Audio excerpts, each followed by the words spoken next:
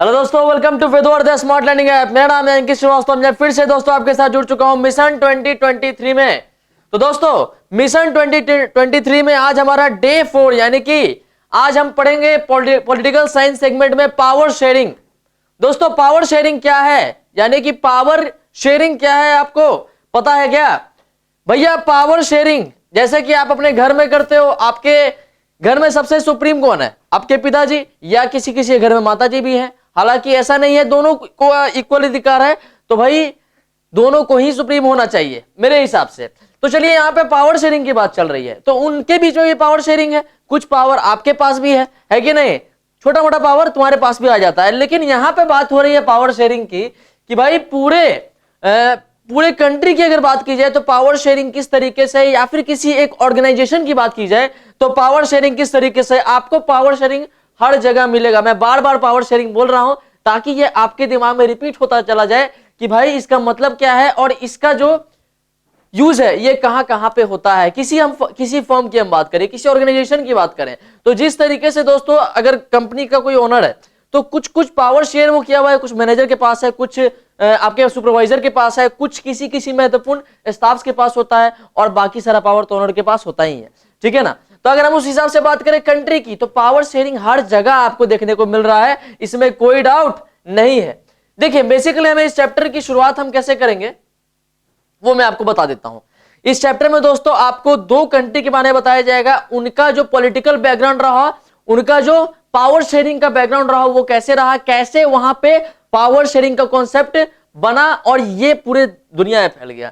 ठीक है, तो भाई हमें इसके बारे में थोड़ा सा डिटेल में चर्चा करनी है। बोलो कोई दिक्कत नहीं है। और एक महत्वपूर्ण बात आपको यहां मैं बता देना चाहता हूं कि भाई पूरे साल तुमने पावर शेयरिंग थोड़ा थोड़ा पढ़ते रहे तुम, है ना? किसी ने नहीं भी पढ़ा होगा भाई, सोशल साइंस से मजा नहीं आता है। ठीक है, लेकिन कहने का मतलब यहां पर यह है कि भाई अगर 20 से 22 मिनट में तुम अगर पूरे पावर शेयरिंग के चैप्टर को ही समझो तो कैसा रहेगा? बेस्ट रहेगा। तो चलिए शुरू करते हैं। और इसमें एक चीज आपको समझनी है कि भाई इसमें वही चीजें आपको बताई जाएंगी जो कि आपके एग्जाम से रिलेवेंट है, बहुत ज्यादा इंपॉर्टेंट है। ठीक है, ओवरऑल हम पूरे चैप्टर को कंप्लीट करेंगे, आप बिल्कुल भी टेंशन मत लो। तो भाई पावर शेयरिंग देखो, ये थोड़ा सा पावर शेयरिंग सबको दिख रहा है। पावर शेयरिंग क्लियर है? पावर शेयरिंग देखिए पूरे दुनिया की बात की जाए दोस्तों तो पावर शेयरिंग किस तरीके से है हर एक कंट्री में आप सब नहीं जानते होंगे, और कुछ के बारे में हो सकता है आप जानते होंगे। जैसे इंडिया में क्या है हम इस पे चर्चा करेंगे, लेकिन पहले चर्चा करेंगे यहां पे हम पूरे यूरोप की। देखिए यूरोप कहां है हमारा, बताइए यूरोप कहां पे है हमारा? हमें देखिए ये आपके सामने वर्ल्ड मैप लगा है, तो कुछ को लग रहा होगा सर ज्योग्राफी में आ गया, पॉलिटी से। नहीं, मेरे कहने का मतलब आप समझिए। यहां पे देखिए यूरोप कहां है दोस्तों, थोड़ा सा इसको बड़ा कर दिया जाए। हमें भाई दो देशों की चर्चा करनी है, तो ज्यादा अच्छा होगा कि हम इसको मैप से समझ लेते हैं। आपको भी कोई टेंशन नहीं होगा, मुझे बताना नहीं होगा बाद में कि देखो ये बेल्जियम या फ्रांस के साथ उसकी सीमा लगती है, या अगल बगल नीदरलैंड के साथ लगती है, लग्जमबर्ग के साथ लगती है। ये ज्यादा टेंशन आपको लेने की जरूरत नहीं होगी। देखिए बेल्जियम के बारे में डिस्कस करना है यहां पे, तो बेल्जियम तो आपको दिख भी नहीं रहा है, इतना छोटा कंट्री है। ठीक है, यहां पे देखिए ये फ्रांस हो गया, क्लियर है? यहां जर्मनी हो गया, इधर नीदरलैंड है, और उसी के ऊपर लग्जमबर्ग है। ओके, और उसी के बीच में एक छोटा सा कंट्री है, काफी छोटा सा कंट्री है बेल्जियम, जिसकी राजधानी है ब्रुसेल्स। हम इस पे चर्चा करेंगे कि किस तरीके से पावर शेयरिंग का कॉन्सेप्ट यहां से आया। ओके दोस्तों, तो चलिए बेल्जियम के बारे में यहां पे डिस्कस कर लेते हैं। बेल्जियम तो डिस्कस करेंगे ही, लेकिन यहां देख लो इंडिया के जस्ट नीचे श्रीलंका, बेल्जियम और श्रीलंका दोनों को डिस्कस यहां पे करना है हमें। ओके, तो चलिए शुरू करते हैं बिना किसी देरी के। देखिए बात कुछ ऐसी है ना, तुम लोग सोचते होगे कि सर बुक खोले कुछ समझ में आया ही नहीं। बेल्जियम और श्रीलंका का कॉन्सेप्ट यहां समझाना क्यों जरूरी है वो मैंने आपको बता दिया, क्योंकि यहां से ही पावर शेयरिंग का कॉन्सेप्ट दुनिया को पता चला था। अब देखिए ये जो बेल्जियम है दोस्तों, ये कौन सा देश है? ये बेल्जियम है। ओके, ये बेल्जियम है। ठीक है, यहां पे जो क्लासिफिकेशन है ना, जैसे कि कुछ इथिकल्स ग्रुप है ना। अब इथिकल ग्रुप्स क्या होते हैं? जो कि किसी पर्टिकुलर रेस को, जो कि दोस्तों किसी पर्टिकुलर रेस को, किसी पर्टिकुलर रिलीजन को फॉलो करते हैं, है ना, उन्हें हम कहते हैं क्या? Ethical groups. ये आपसे क्वेश्चन पूछा जा सकता है और ज्यादा नहीं है, आपके एमसीक्यू में अगर एक नंबर में पूछा गया तो आप इसको बता दोगे, मुझे ऐसा विश्वास है। ठीक है, तो बेल्जियम में दोस्तों जो इथिकल यहां पे क्लासिफिकेशन किया गया है, ठीक है, बेल्जियम में जो इथिकल क्लासिफिकेशन किया गया है वो काफी ज्यादा वैलिड है। अब तुमको समझ में आना चाहिए क्यों सर, ठीक है ना, क्वेश्चन पूछने आना चाहिए तुम्हारे दिमाग में। तो मैंने बताया कि जो इथिकल ग्रुप्स होते हैं वो किसी रेस को, किसी पर्टिकुलर रेस को, किसी पर्टिकुलर रिलीजन को, किसी पर्टिकुलर लैंग्वेज को फॉलो करते हैं। ओके, हर एक बात इंपॉर्टेंट है, किसी पर्टिकुलर रेस को, किसी रिलीजन को, किसी लैंग्वेज को फॉलो करते हैं। तो बेल्जियम में क्या है दोस्तों कि जैसे यहां पे ओवरऑल अगर हम पूरे बेल्जियम की बात करें तो यहां पे जो डच स्पीकिंग पीपल्स हैं, जो डच स्पीकिंग पीपल्स हैं, ठीक है ना, उन्हें हम कहेंगे कि वो फ्लेमिश रीजन से आते हैं। उन्हें हम क्या बोलेंगे कि वो फ्लेमिश रीजन से आते हैं। ओके, कोई दिक्कत नहीं है। और ये जो दोस्तों बेल्जियम में ये डच स्पीकिंग पीपल है ना, जो ये डच स्पीकिंग पीपल हैं, ये कुल मिलाकर के 59% है। ठीक है, कितना है? 59%। ये कौन सा रीजन है? ये कौन सा रीजन है दोस्तों? Flemish region. ओके, जहां पे फ्लेमिश समुदाय रहता है वो क्या बोलता है? डच बोलता है। कोई दिक्कत नहीं है। ठीक है, अब उसके बाद बात करें यहां पे फ्रेंच स्पीकिंग। अब यहां पे फ्रेंच स्पीकिंग पीपल जो कि वैलोन रीजन से आते हैं, ये जो आप पूरा रेड वाला देख रहे हो ना, ये है क्या? वैलोन का रीजन, जहां पे फ्रेंच बोला जाता है। जहां पे क्या बोला जाता है? फ्रेंच बोला जाता है। और फ्रेंच कितने परसेंट लोग बोलते हैं? तो तुम्हारा जवाब होना चाहिए सर 40% लोग बोलते हैं। क्लियर है? 40% लोग बोलते हैं। समझते जाना, एकदम मस्त तरीके से आपको समझाऊंगा और आपको पता भी नहीं चलेगा, आप समझ जाओगे। अब यहां पे 1% बच गया तो तुम्हारे दिमाग में क्वेश्चन आना चाहिए कि सर 1% कहां गया, कहां इसका घपला हो चुका है? तो भाई आते हैं ना, इस साइड से देखिए जर्मनी की सीमा लगती है बेल्जियम से, इसीलिए यहां पे जर्मन स्पीकिंग लोग हैं 1%। 1% क्या बोलते हैं? वो जर्मन बोलते हैं। वो क्या बोलते हैं? जर्मन बोलते हैं। ठीक है, अब इसमें तो किसी को कंफ्यूजन नहीं होना चाहिए कि भाई जर्मन कहां बोला जाता है। ठीक है, तो वो जर्मन बोलते हैं। ठीक है, अब देखिए आपने पूरे देश को समझ लिया कि भाई 59% फ्लेमिश है वो डच बोलते हैं। वो क्या बोलते हैं? वो डच बोलते हैं। लिखा है यहां पे, आप समझिएगा। फ्लेमिश क्या बोलते हैं? डच बोलते हैं। और वैलोनियन रीजन में जो रहते हैं वो 40% फ्रेंच बोलते हैं। जो 40% वैलोनियन रीजन में वो फ्रेंच बोलते हैं। और उसके बाद जो 1% है वो जर्मन बोलते हैं। यहां तक तो कहानी सही थी, यहां तक कहानी सही थी। लेकिन अब भाई यहां पे एक दिक्कत हो गया। क्या हो गया? यहां आप देखोगे दोस्तों, ये जो आप देख रहे हो ना, यहां पे छोटा सा रीजन है जहां इसका कैपिटल है, इसे हम ब्रुसेल्स बोलते हैं। इसका कैपिटल क्या कहां पे है? ब्रुसेल्स। अब मामला यहां हो गया गंभीर। कैसे गंभीर हो गया भैया? ब्रुसेल्स में यहां पे पूरे देश को मिला लो, पूरे देश को मिला लो तो 40% फ्रेंच स्पीकिंग पीपल्स हैं। लेकिन भाई अकेला ब्रुसेल्स में यहां पे 80% लोग बोलते हैं फ्रेंच। 80% लोग फ्रेंच भाषा बोलते हैं और बाकी के जो 20% है वो डच बोलते हैं। बाकी के 20% जो है वो डच बोलते हैं। मैं डी लिख दे रहा हूं यहां पे। ठीक है, तो तुम इसको समझ ही चुके होगे कि भाई पूरे देश में एक एथिकल ग्रुप है जिसकी पॉपुलेशन लगभग यहां पे 59% है। ओके, और मात्र राजधानी में उसकी परसेंटेज कितनी है? तो मात्र 20%। ये कैसे हो गया? तो ये तो फिर समस्या वाली बात है। और ये जो 80% लोग हैं ये काफी ज्यादा रिच है। ये इनको खानदानी विरासत मिला हुआ है कि भाई तुम बहुत पैसे वाले हो, है ना, काफी पैसे वाले हैं ये लोग। लेकिन जो डच स्पीकिंग पीपल है ये लोग अभी नए नए पीढ़ी के आए हैं, एजुकेशन से ही ये लोग अपना घर बार चला रहे हैं। तो यहाँ पे क्या हो रहा है? यहाँ पे जो पावर शेयरिंग होनी चाहिए वो किस तरीके से होनी चाहिए, यही तो समझना है इस चैप्टर में। यही समझना है इस चैप्टर में कि भाई बेल्जियम में जो इतना ज्यादा वेरिड क्लासिफिकेशन किया गया है, इतना कॉम्प्लेक्स क्लासिफिकेशन किया गया है, तो भाई आखिर ऐसा क्यों?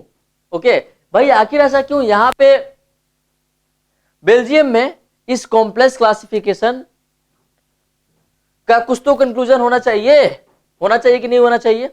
इसे हम समझेंगे, लेकिन अभी आप इसका स्क्रीनशॉट लो, हमें श्रीलंका को भी डिस्कस करना है, वहां पे क्या मामला है। पहले मैं आपको प्रॉब्लम बता देता हूं, उसके बाद मैं आपको सॉल्यूशन बता दूंगा, तो श्रीलंका को भी देखेंगे। चलो इसको फटाफट से स्क्रीनशॉट लो इसका। हो गया, समय नहीं है अपने पास भाई, समय नहीं है बिल्कुल भी, टारगेट सीरीज है, यहां मजाक नहीं, यहां पे आपको स्पीड ही आपको आगे लेकर के जाएगा, बाकी और कुछ नहीं। कम टाइम में ज्यादा से ज्यादा यहां पे समझना है, ठीक है। अब देखिए ये जो है दोस्तों, ये कंट्री है श्रीलंका, हमारा पड़ोसी देश है श्रीलंका। बोलो, अब बात यहां पे आती है ना कि जब 1948 में दोस्तों, जब ये आजाद हुआ, भारत कब आजाद हुआ था? 1947। हमारा जो पड़ोसी मुल्क पाकिस्तान, वो कब आजाद हुआ? 1947। ओके, तो भाई 1948 में आजाद हुआ श्रीलंका। यहां पे क्या मामला हो गया कि भाई इंडिया से, आपको पता है कि इंडिया का जो साउदर्न मोस्ट स्टेट है वो है तमिलनाडु। ओके, अगर हम श्रीलंका के रिस्पेक्ट में बात करें, इधर क्या होगा? इधर होगा तमिलनाडु होगा, ठीक है, यहां तमिलनाडु है। तो आजादी के बाद यहां से कूद के बहुत सारे लोग आ गए, ऑक्यूपेशन के चलते, काम रोजगार के चलते आ गए, है ना, प्लांटेशन वर्कर, यहां पे से इस तमिलनाडु में से आ गए श्रीलंका, जिन्हें हम कहते हैं दोस्तों श्री इंडियन तमिल। बोलो, क्या बोलते हैं इन्हें? इंडियन तमिल बोलते हैं। और पहले से ही यहां पे क्या थे? और पहले से ही यहां पे श्रीलंकन तमिल भी थे, श्रीलंकन तमिल भी थे यहां पे। बोलो, थे कि नहीं थे? इन दोनों को मिला करके, इंडियन तमिल और श्रीलंकन तमिल, इन दोनों को मिला करके जो पॉपुलेशन आ रही थी, इन दोनों को मिलाकर जो पॉपुलेशन आ रही थी, वो थी दोस्तों लगभग 18% की। समझते जाना, जैसे तुमने बेल्जियम को समझा, यहां भी आपको समझते जाना है। सबसे पहले क्या, जो इंडियन तमिल है और श्रीलंकन तमिल है, इन दोनों को जोड़ने पर जो पॉपुलेशन है वो 18%, जिसमें 5% आपका इंडियन तमिल और यहां पे बचा 13% यहां पे हो जाएगा श्रीलंकन तमिल। ओके, किसी को कोई दिक्कत नहीं है, किसी को कोई दिक्कत नहीं है। ओके, अब देखिए आगे बढ़ते हैं। अब यहां पे एक और कम्युनिटी होती है, सिन्हाला कम्युनिटी, जो कि सिन्हलीज कम्युनिटी होती है, जो कि सिन्हाला लैंग्वेज को फॉलो करती है, जो कि सिन्हाला लैंग्वेज को फॉलो करती है। वो यहां पे दोस्तों पूरे श्रीलंका में ये है 75% से लेके 76% के आसपास। 75% क्या है? सिन्हलीज है। तो भाई आपको पता है कि जब 75% यही है, तो ज्यादा से ज्यादा बातें किसकी मानी जाएंगी? सिन्हलीज की मानी जाएंगी। और ये बेचारे जो इंडियन तमिल और श्रीलंकन तमिल है, ये तो अच्छा, हाँ ठीक है, ये क्या करेंगे फिर? इनकी तो बात नहीं मानी जाएगी ना, ये अपने आप को रिप्रेजेंट कैसे कर पाएंगे? अगर हम कंट्री लेवल बात करें तो फिर दिक्कत है। ओके, यहां पे दिक्कत है। तो भाई यहां पे भी बहुत ज्यादा क्या है, कॉम्प्लेक्स, यहां पे भी जो क्लासिफिकेशन है ये काफी कॉम्प्लेक्स है। कॉम्प्लेक्स है कि नहीं है? बेल्जियम में आपने देखा कि पूरे कंट्री की बात की जाए तो वहां पे पूरे कंट्री की बात करोगे तो डच स्पीकिंग कितना है? 80%, सॉरी 59%। और फ्रेंच स्पीकिंग कितना है? वो है 40%। लेकिन अगर कैपिटल की बात करो तो फ्रेंच स्पीकिंग कितना है? वो है 80%। बताओ, तो भाई यहां पे क्या है, जो भी इनका क्लासिफिकेशन किया गया है ये कितना कॉम्प्लेक्स है। और सेम यहां पे इनकी बात नहीं रखी जा रही थी। अब इन पे हम लोग चर्चा करेंगे, दोनों को एक साथ लेते हैं। पहले आप इनका स्क्रीनशॉट लीजिए, दोनों को निपटा देंगे, आप टेंशन नहीं लीजिए। ये जो आपको कॉन्सेप्ट समझ में नहीं आता है ना, बिल्कुल समझ में आ जाएगा यहां पे। और मेरा विश्वास करो तुम लोग, ये जो बेल्जियम और श्रीलंका वाला केस है, तुमसे क्वेश्चन भाई ये 100%, 80% नहीं, अगर क्वेश्चन यहां से पूछा जाएगा तो 100% यही पूछा जाएगा। उससे ज्यादा आपको समझने की जरूरत यहाँ है भी नहीं। इस चैप्टर का सबसे इंपॉर्टेंट पार्ट तुम इसको लेके चल सकते हो, बाकी सब तो इजी है, इसको समझना मेन इंपॉर्टेंट है। अब दोनों को आपको यहां देखना है, दोनों के जगह प्रॉब्लम है। यहां पे प्रॉब्लम किसकी है? मेजोरिटरिज्म की प्रॉब्लम है। यानी कि जो सिन्हाला कम्युनिटी है, जो सिन्हलीज है, उन्हें सिन्हाला लैंग्वेज वहां पे है और जो उसको फॉलो करते हैं वो होंगे सिन्हलीज। इनकी सरकार, ये क्या है, मेजोरिटी है यहाँ पे। और बाकी वो जो इंडियन तमिल और जो श्रीलंकन तमिल है वो क्या, माइनॉरिटी है कि नहीं? क्योंकि उन सब का जो जुड़ाव है वो ज्यादा से ज्यादा तमिलनाडु से है। तो भाई यहाँ पे सिन्हलीज की क्या है, मेजॉरिटी है, इसकी मेजॉरिटी है। और बेल्जियम में कहानी ही अलग है कि भाई यहाँ तो पूरे देश में डच स्पीकिंग 80 है, डच स्पीकिंग 59 और फ्रेंच स्पीकिंग यहाँ 40 है। इधर छोटा सा जर्मनी, इसको तो हटा ही दो, कोई काम का नहीं। अब लेकिन इसका सॉल्यूशन होता है, इसका सॉल्यूशन होता है। देखिए सर इसका सॉल्यूशन कैसे होता है, पहले श्रीलंका का समझते हैं। ये जो सिन्हलीज थे ना, हर जगह इनकी मेजॉरिटी थी। तो ये जो इंडियन तमिल और जो श्रीलंकन तमिल हुए, ये दोनों मिलकर आवाज उठाएं, बहुत आवाज उठाएं। और 1956 में 1956 में 1956 में एक लॉ पारित हो गया, जिसके वजह से यहां पे सिन्हला कम्युनिटी को क्या मिला, यहां पे इनके लैंग्वेज को ऑफिशियल लैंग्वेज माना गया, यानी कि सिन्हला को ऑफिशियल लैंग्वेज डिक्लेयर कर दिया गया। अतः यहां पे सिन्हलीज की जीत हुई इस एक तरीके से। तो इसके खिलाफ काफी आलोचना हुआ। ये जो श्रीलंकन तमिल हुए, इंडियन तमिल हुए, ये काफी ज्यादा आलोचना की है कि भाई कैसे सिन्हला हम क्यों बोले ऑफिशियल लैंग्वेज है ये, तो हम सीखे क्या उसको, नहीं। तो इसके चलते बहुत ज्यादा बवाल छिड़ गया, पूरे श्रीलंका में सिविल वॉर का समय आ चुका था। इसको देखते हुए सिविल वॉर का समय आ गया, जो कि दोस्तों लगभग 2009 तक चला, 2008 से 9 तक चला। ओके, 2008 से 9 तक ये सिविल वॉर चला। बहुत दंगा फसाद हुआ। जो श्रीलंकन तमिल थे देखना नहीं चाह रहे थे सिन्हला कम्युनिटी को, मैं उसको काट दूंगा, वो उसको काट देगा, यही हो रहा था। लेकिन बाद में दोस्तों यहां पे किसी तरीके से मैनेज किया गया सिचुएशन को, और सबको थोड़ा थोड़ा उसमें क्या किया गया, अगर हम बात करें कि सबको दोस्तों यहां पे क्या मिला, उसका अधिकार मिला कि भाई ठीक है आप अपने लैंग्वेज को ही बोल सकते हैं। अब देखिए कोई लड़ाई ज्यादा दिन तक नहीं चलती है, अगर आंदोलन हो रहा है तो उसका रिजल्ट भी आना तय है। अब देखिए इसके बाद बात करते हैं बेल्जियम की। ये तो बात होगी श्रीलंका की। चलिए वहां पे सिन्हला कम्युनिटी को ऑफिशियल लैंग्वेज डिक्लेयर कर दिया गया, लेकिन उसके चलते बवाल हुआ, लेकिन फिर बाद में सब कुछ मैनेज हो गया। ओके, प्रॉब्लम भी देखा, कंक्लूजन भी देखा। अब यहां देखिए भाई बेल्जियम में तो केस गजब का हो गया। इसको लगभग 4 बार अपने कॉन्स्टिट्यूशन में अमेंडमेंट करना पड़ा, 4 बार इसको अमेंडमेंट करना पड़ा, क्योंकि कंट्री में अगर हम कंट्री की बात करें, पूरे कंट्री लेवल बात करें तो डच ज्यादा थे, लेकिन अगर हम कैपिटल की बात करें तो डच कम थे। तो भाई यहां तो समझ में नहीं आ रहा था ना कितना ज्यादा, यहां तो समझ में नहीं आ रहा था कितना ज्यादा वैलिड क्लासिफिकेशन है। तो इसी को सुधार किया गया, चौथे अमेंडमेंट में सुधार यहां पे लगभग कर लिया गया, और पूरे बेल्जियम को एक बेल्जियन मॉडल ऑफ एकोमोडेशन से बांधा गया, जिसमें यहां पे कुछ रूल्स एंड रेगुलेशंस बनाए गए, और पावर शेयरिंग यहां से आपको साफ साफ देखने को मिल सकती है। तो भाई श्रीलंका में भी प्रॉब्लम सॉल्व हुआ और बेल्जियम में भी प्रॉब्लम सॉल्व हो गया। बेल्जियम में किस तरीके से प्रॉब्लम सॉल्व हुआ, तो बेल्जियन मॉडल ऑफ एकोमोडेशन से। ये क्या है, ये क्या है, पूरे बेल्जियम को चलाने के लिए ये क्या है, ये सेट ऑफ रूल्स है। सबसे पहला रूल क्या है, equal number of Dutch and French speaking minister in the central government, यानी कि सेंट्रल गवर्नमेंट में जो डच होंगे और फ्रेंच पीपल होंगे ये इक्वल होंगे, यानी कि इनके जो रिप्रेजेंटेटिव होंगे वो इक्वल होंगे। उसके बाद बात करें तो यहां पे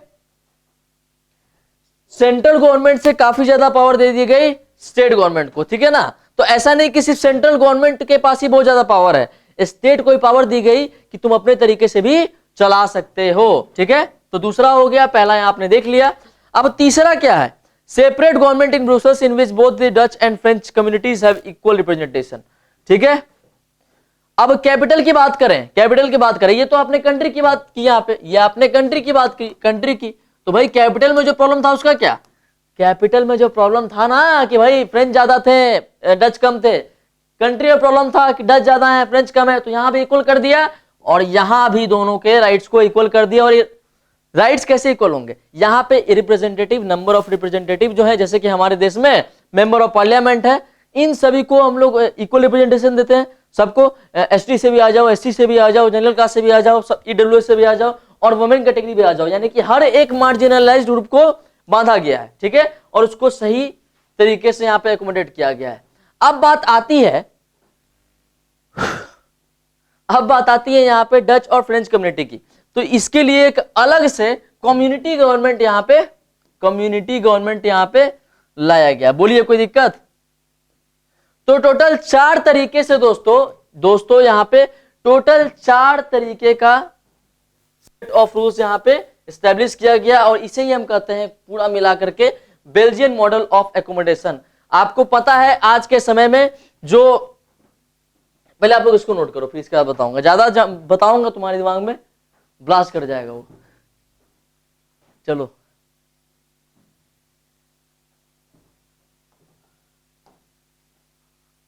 अब देखिए, अब ये देख रहे हो, ये बेल्जियम के एक गली से निकाला गया एक ये पूरा पोस्टर है। इसमें आधी बात, जो भी बात लिखी है वो फ्रेंच और डच दोनों लैंग्वेज में लिखी है, फ्रेंच और डच दोनों में। जैसे इंडिया में भी अगर आप देखोगे आज के समय में, तो आप जैसे हॉस्पिटल को देख लो, इसका नाम होता है, हिंदी में भी होता है, इंग्लिश में भी होता है और उर्दू में भी होता है। तो सेम मॉडल आप यहां भी देख सकते हो। उसके बाद की बात करें दोस्तों, तो बेल्जियम में यूरोपियन पार्लियामेंट का जो हेडक्वार्टर है, यूरोपियन पार्लियामेंट का भी हेडक्वार्टर कहां है? यूरोपियन पार्लियामेंट का भी हेडक्वार्टर कहां है? तो भाई वो है बेल्जियम में। कहां है? बेल्जियम में। कोई दिक्कत नहीं है सर, बेल्जियम में है। ओके, तो भाई पूरा यूरोप इससे ज्यादा इतना इन्फ्लुएंस्ड हो गया कि भाई चलो बेल्जियम में भी हम लोग कुछ करेंगे, यूरोपियन पार्लियामेंट का हेडक्वार्टर ही यहां पे डाल दो। तो भाई पूरी कहानी यहां पे समझ में आ गई। इससे ज्यादा इस चैप्टर का सबसे इंपॉर्टेंट पार्ट अगर मैं बोलूंगा तो यही है बेटा, इससे ज्यादा कुछ नहीं है तुमसे पूछने वाला है। वो एग्जामिनर छोटा छोटा पूछेगा, वो भी मैं आपको क्लियर करा दूंगा, ठीक है। लेकिन ये जो पार्ट था बहुत ही ज्यादा इंपॉर्टेंट था, इसको समझना बेहद इंपॉर्टेंट था। इसको समझने में अगर कोई प्रॉब्लम हुई तो बताइएगा आप।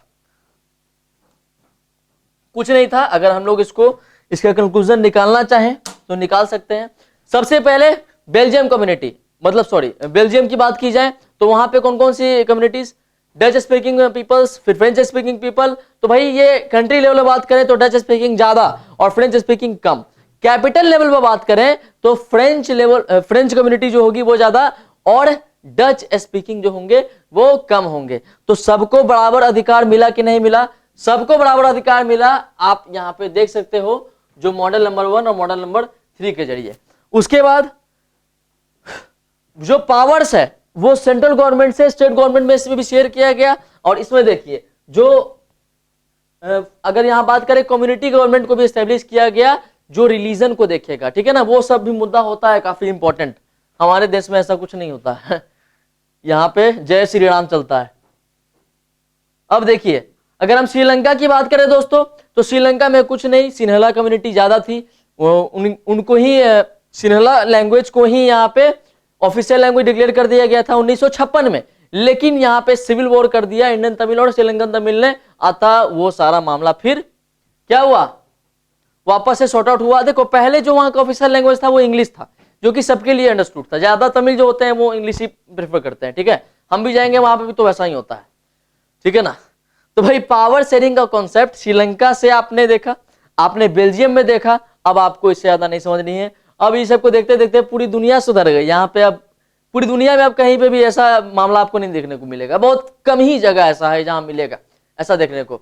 तो दोस्तों आपके पॉलिटिकल साइंस सेगमेंट में पहला चैप्टर पावर शेयरिंग को हमने कर दिया खत्म तो नहीं किया है अभी, लेकिन जो उसका मेन कॉन्सेप्ट था हमने उसको पूरी तरीके से निचोड़ दिया और खत्म कर दिया, ठीक है। अब इसके बाद जो इसका जो पार्ट 2 आएगा उसमें हम लोग बात करेंगे पावर शेयरिंग, इंडिया लेवल पे आएंगे, यहां पे देखेंगे किस तरीके से पावर शेयरिंग किया गया, ठीक है। और नेक्स्ट क्लास बड़ी इंटरेस्टिंग होगी यार, तुम लोग देखना मत भूलना उसको, ठीक है।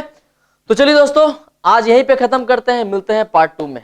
और सबसे इंपॉर्टेंट बात, एक बात तुम्हें बताना ही भूल गया, तुम्हें दोस्तों अगर नोट्स चाहिए इस चैप्टर का तो तुम क्या करोगे? अगर तुम्हें नोट्स चाहिए तो तुम डिस्क्रिप्शन में जाओ, तुम्हें वहां से ऐप का लिंक मिल जाएगा था, तुम उसे वहां से डाउनलोड कर सकते हो। और ये जो होगा बिल्कुल फ्री ऑफ कॉस्ट होगा, या फिर हम ऐसा करेंगे कि भाई नोट्स को हम लोग पीडीएफ फॉर्मेट में वहां पे डलवा देंगे तुम्हारे स्वेच्छा के लिए, ठीक है। कोई दिक्कत नहीं है, आप ऐप से भी जाके एक्सेस कर सकते हो, ये आपके लिए टोटली फ्री होगी, आपको इसके लिए 1 रुपए का भी जुर्माना, सॉरी 1 रुपए का भी राशि आपको यहाँ पे नहीं देना है। ठीक है, तो चलिए दोस्तों मन लगा के पढ़ाई करो, फिर मिलता हूं आपसे नेक्स्ट क्लास में। Thank you so much.